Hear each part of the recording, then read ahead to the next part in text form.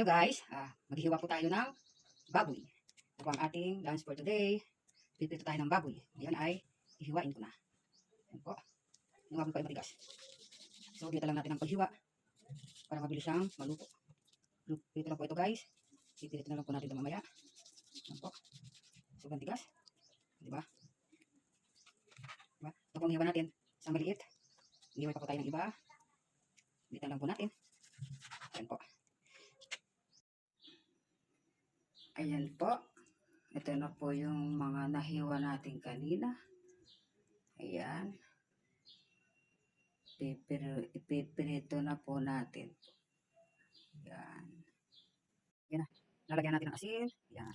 Para maging sarap ang ating ulam. Ayun. Mainit na ang ating mantika. Ihulog natin ang baboy.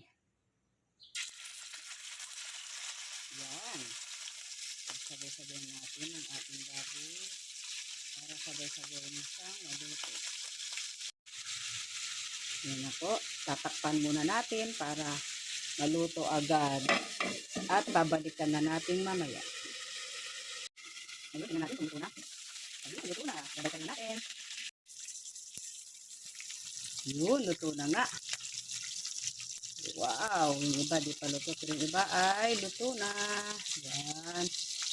Babalik ka rin ko ng iba. Ito na po. Luto na ang ating pritong baboy. The finished product. Ayun na, kainan na.